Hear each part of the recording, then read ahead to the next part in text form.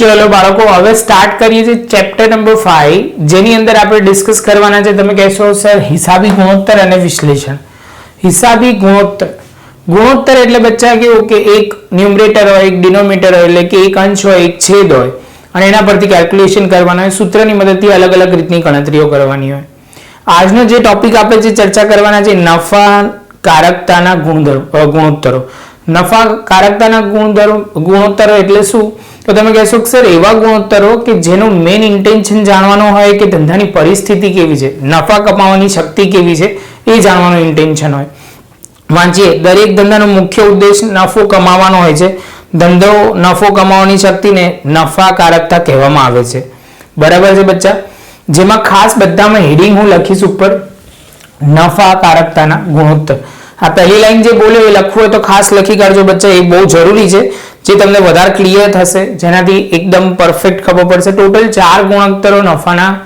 નફાકારકતાના ગુણોત્તર છે જેમાંથી પહેલો છે કાચા નફાનો ગુણોત્તર કાચા નફાનો ગુણોત્તર એટલે તમે કહેશો કે સર કાચો નફો તો તમે વેપાર ખાતામાં શોધાવતા હતા તો બચ્ચા બસ એની આજુબાજુ એવો જ કંઈક ગુણોત્તર છે એ જ રીતે સમજવાનું છે પણ થોડુંક ફોર્મેટ આની અંદર ક્લિયર કરવાનું છે કે કાચા નફાનો ગુણોત્તર ઇઝ ઇક્વલ ટુ કાચો નફો ભાગ્યા વેચાણ ગુણ્યા 100 કાચો નફો ભાગ્યા વેચાણ ગુણ્યા 100 બચ્ચા એક બહુ અગત્યની વસ્તુ આની અંદર ધ્યાન રાખજો કે આ ગુણ્યા 100 છે એટલે એનો આન્સર જે આવે એ પર્સન્ટેજ ટર્મમાં લખવો પડે જો તમે નથી લખતા તો તમારા માર્ક કપાઈ જશે એટલે ખાસ ધ્યાન રાખજો આ બધા પોઈન્ટ બહુ જ ઇમ્પોર્ટન્ટ છે જે તમને ખાસ હું તમને કહું છું જે ધ્યાનથી લખજો જેવું આ પોઈન્ટ પતે એટલે બચ્ચા તમે કહેશો કે સર હવેનો પોઈન્ટ છે વેચાણ એટલે વેચાણ કયું લેવાનું તો વેચાણ એટલે વેચાણ બાદ વેચાણ પરત જો વેચાણ બાદ પરત હોય વેચાણ કયું લેવાનું બચ્ચા વેચાણ એટલે વેચાણ બાદ વેચાણ પરત આટલું ધ્યાન રાખવાનું છે બસ આના સિવાય બીજું કોઈ પોઈન્ટ એ નથી વેચાણ પરતમાં આ જ પોઈન્ટ આવશે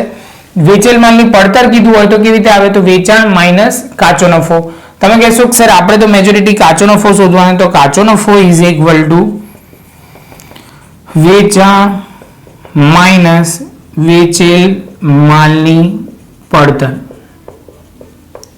જેવું વેચેલ માલની પડતર આપણે તમે કહેશો એટલે તમારો આ પોઈન્ટ ક્લિયર થશે બચ્ચા જેવો આ પોઈન્ટ પૂરો એટલે તમે કહેશો કે સર આની અંદર સૌથી પહેલા શરૂઆત કરીએ તો વેચેલ માલની પડતર કેવી રીતે શોધાય એની આ બીજી ફોર્મ્યુલા છે જે તમને અમુક જગ્યાએ આવશે બાળકો એટલે ખાસ ધ્યાનથી સમજજો તો સૌથી પહેલા તમે કહેશો કે સર જો કાચા નફાનો શરૂનો સ્ટોક ધ્યાન ખાસ એ રાખવાનું છે કે કાચા નફાનો શરૂનો સ્ટોક નહીં કે તૈયાર માલનો સ્ટોક કાચા માલનો કહેવાય કાચા માલનો શરૂનો સ્ટોક બીજું કાચા માલની ખરીદીના ખર્ચા આ ત્રણ વસ્તુ જે ધ્યાન રાખવાની છે આ બહુ જ ઇમ્પોર્ટન્ટ બધું કાચા માલને રિલેટેડ લેવાનું છે તૈયાર માલ નહીં કે અર્ધ તૈયાર માલ નહીં કાચા માલનું ગણતરીમાં ધ્યાન લેવાનું છે આગળ જઈએ કાચા માલનો આખો સ્ટોક આ માઇનસ થશે તો આ હવે વેચેલા કાચા માલની પડતર પ્લસ મજૂરી પ્લસ કારખાનાના ખર્ચા આપ્યા હોય તો છેલ્લો આન્સર આવશે વેચેલ માલની પડતર બચ્ચા બહુ જ ઇમ્પોર્ટન્ટ શાંતિથી આ ફોર્મ્યુલા પહેલા લખી કાઢો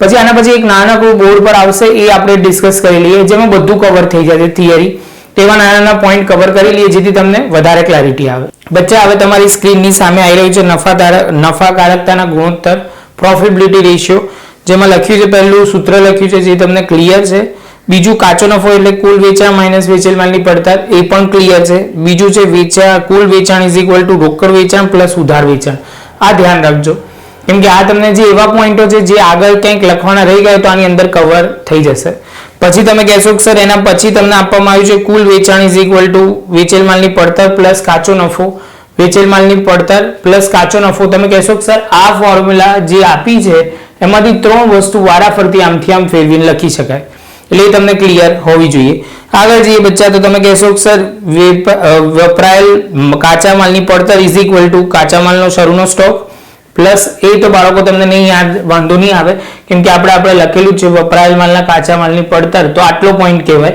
ઘણી વખત આટલો આપી દીધો એમાં મજૂરી કારખાના ખર્ચા પ્લસ કરો એટલે વેચેલ માલની પડતર આવી જાય કોમ્પ્લિકેટેડ સમ કાઢવા હોય ને તો આવું બધું થાય સીધા સમ કાઢવા હોય તો પછી તો સીધું વેચેલ માલની પડતર આપે અને પછી તમને કાચો નફો શોધવાનો કે પણ ધ્યાન રાખજો વપરાયેલ કાચા માલની પડતર આપી હોય અને મજૂરી ને કારખાનાના ખર્ચા અલગ આપે તો બંને પ્લસ કરીને વેચેલ માલની પડતર શોધવાની જેવો આ પોઈન્ટ પૂરો થાય એટલે આગળ જઈએ બચ્ચા તો તમે કહેશો કે સર હવે શું આપ્યું છે, તો વેચેલ માલની પડતર એટલે કે માલની પડતર પ્લસ મજૂરીના કારખાના ખર્ચા લખવાના છે.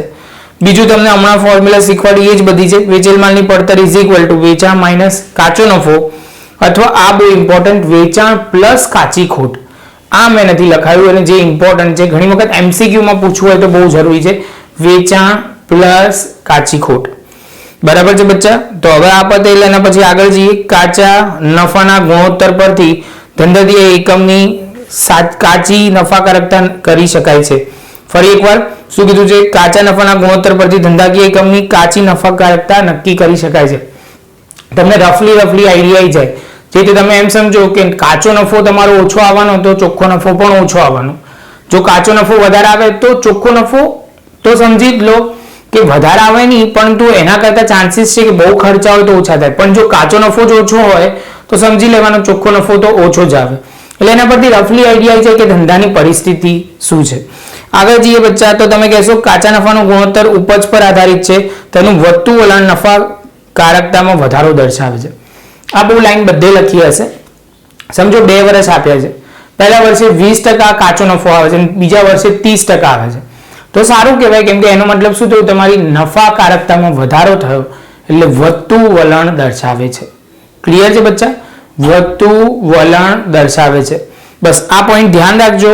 આ તમારો કાચા નફાનો પોઈન્ટ ક્લિયર થયો.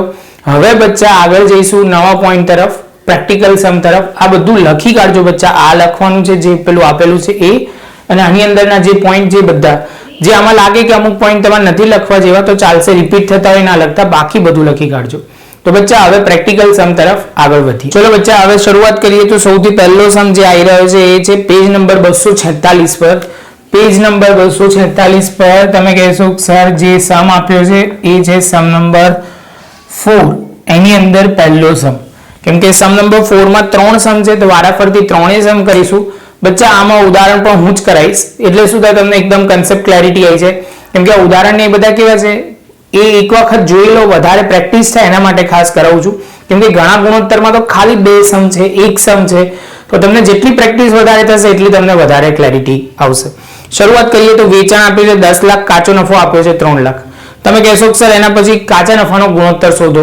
બધું આપી દીધું છે, વેલ્યુ પુટ કરો એટલે આન્સર આવશે. તો તમે કહેશો સર લખો કાચા નફાનો ગુણોત્તર. તમે કહેશો સર એમાં લખો કાચો નફો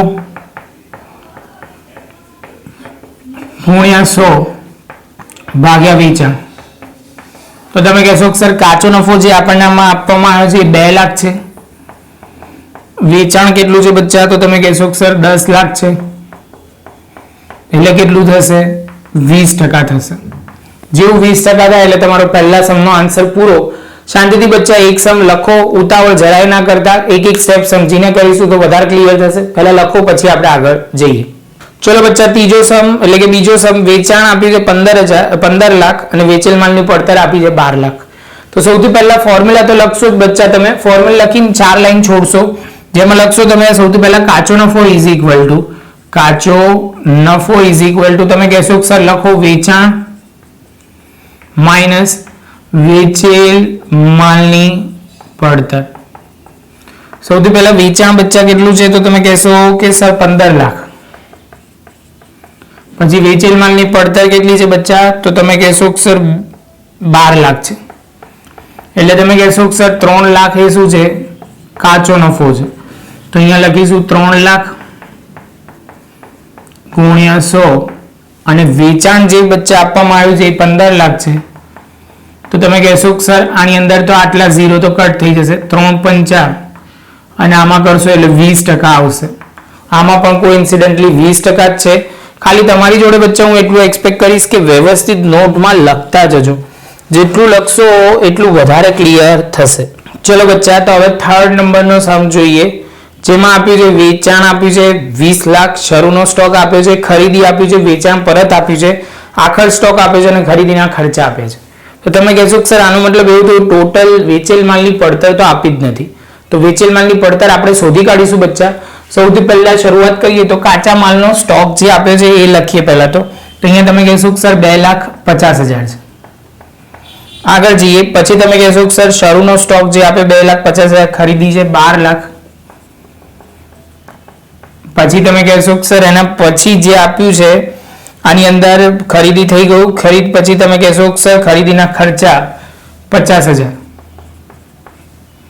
એટલે તમે કહેશો કે સર 3 લાખ થઈ, એટલે 13 નહીં 15 થઈ જશે, કેમ કે 3 થયા ને એટલે બરાબર છે 15 લાખ થશે.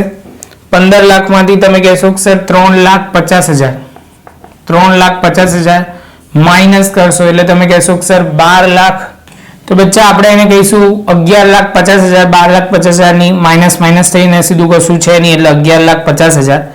આ જેવું પતે એટલે એના પછીના પોઈન્ટમાં તમે કહેશો કે સર હવે તમારે જોઈએ છે શું, તો આપણને કાચો નફો નથી ને વેચાણ પણ હજુ પ્રોપર નથી, તો વેચાણ નથી તો આપણે વેચાણ પ્રોપર લાવી દઈએ. તો વેચાણ છે 2 લાખ, એમાંથી તમારે લખવું પડે ચોખ્ખું વેચાણ, આવું ખાસ લખવું પડે ચોખ્ખું વેચાણ.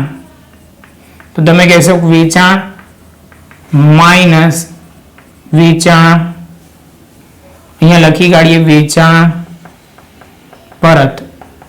તો વેચાણ તમારામાં આપવામાં આવ્યું છે, તમે કહેશો કે સર જો 20 લાખ આપવામાં આવ્યું છે, 20 લાખમાંથી તમે કહેશો કે સર 2 લાખ માઇનસ થાય છે તો 18 લાખ થઈ જશે. જેવું 18 લાખ થશે એટલે અહીંયા લખાશે 18 લાખ. પછી તમે કહેશો કે સર કાચો નફો ઇઝ ઇક્વલ ટુ, અહીંયા વેચાણ માઇનસ વેચાણ પડતર. તો વેચાણ જે આપવામાં આવ્યું છે એ 18 લાખ છે, માઇનસ વેચેલ માલની પડતર 11,50,000, તમે કહેશો 6,50,000 થશે, જે અહીંયા આવશે 6,50,000. કેલ્ક્યુલેશન કરીએ બચ્ચા, 6,50,000 ભાગ્યા 18 લાખ, તો તમે સોલ્વ કરશો તો આવશે કેટલા, તો તમે કહેશો 36.11%. બચ્ચા 36.11% કેલ્ક્યુલેશન કર્યું. હવે આપણે આન્સર આવ્યો. જે ખાસ ધ્યાન રાખતા હોય તો તમે જોશો તો દર વખતે સર ટકા લખે છે, જે બહુ ઇમ્પોર્ટન્ટ છે. એ નહીં લખો તો તમારા માર્ક કપાઈ જશે, એટલે ખાસ ધ્યાન રાખજો બચ્ચા.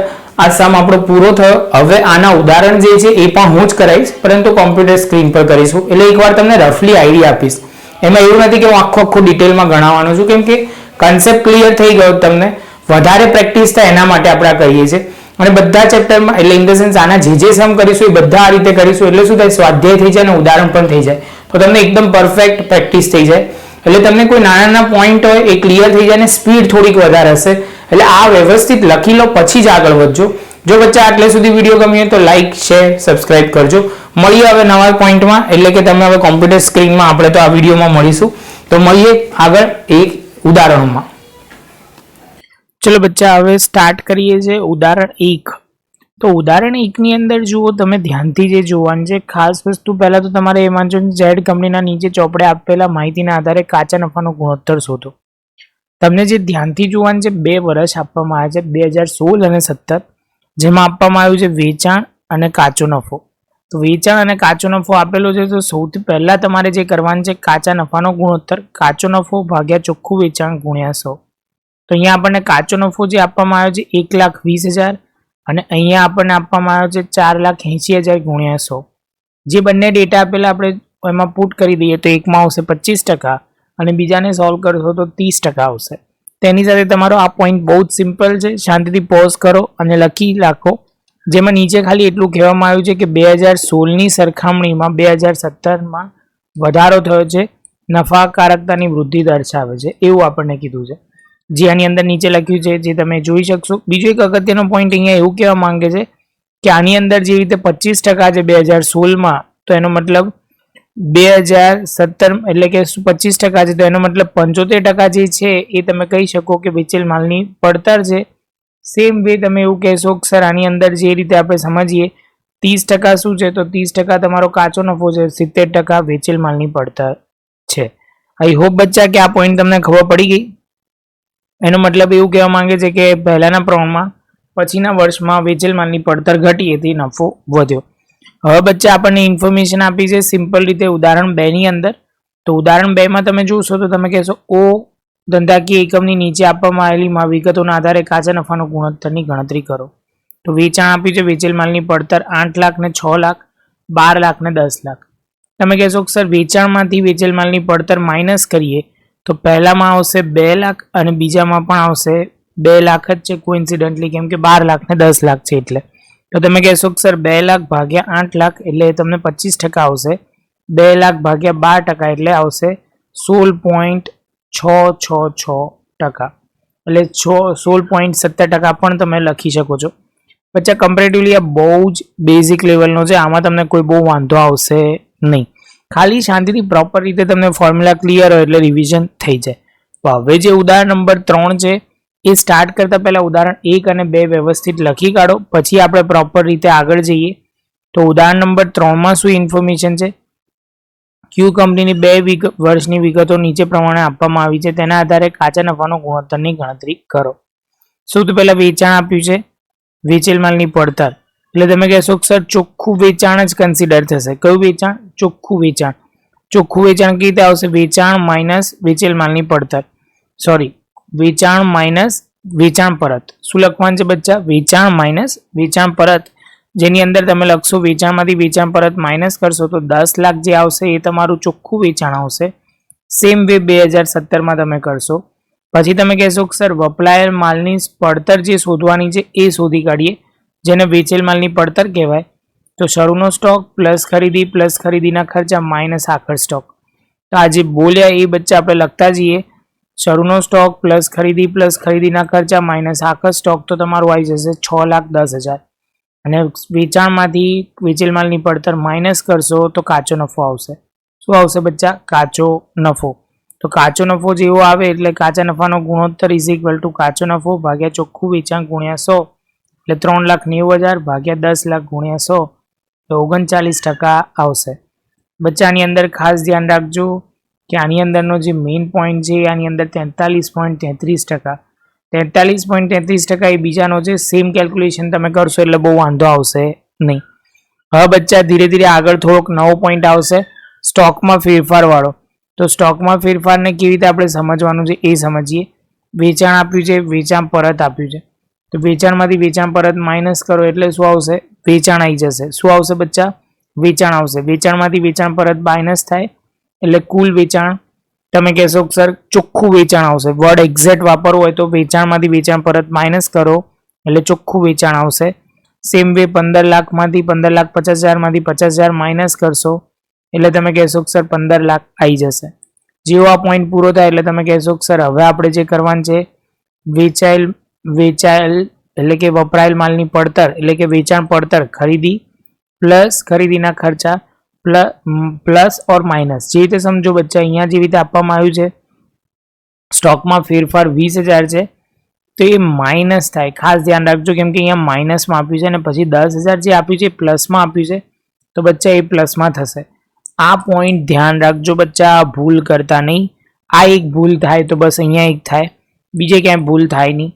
જેવું આ કરો એટલે તમને વેચેલ માલની પડતર મળી જાય. 10 લાખમાંથી 6,10,000 માઇનસ કરો તો કાચો નફો તમને મળી જશે. કાચો નફો ભાગ્યા વેચાણ ગુણ્યા 100, તો તમે કહેશો કે સર 3,90,000 ભાગ્યા 10 લાખ એટલે કે વેચાણ કાચો નફો ભાગ્યા વેચાણ એટલે તમે કહેશો કે સર 39%, અને બીજાની તમે ગણતરી કરશો એટલે ક્લિયર થઈ જશે. આમ જોઈએ તો આ સમ બહુ જ સિમ્પલ છે, ખાલી શાંતિથી વ્યવસ્થિત નોટબુકમાં લખવાનો છે, કરતા જાઓ. ખાલી આ સ્ટોકમાં ફેરફાર ધ્યાન રાખજો, ભૂલ થશે તો અહીંયા થશે, બાકી કોઈ જગ્યાએ વાંધો આવશે નહીં. મળીએ બચ્ચા નવા લેક્ચરમાં નવા એક ટોપિક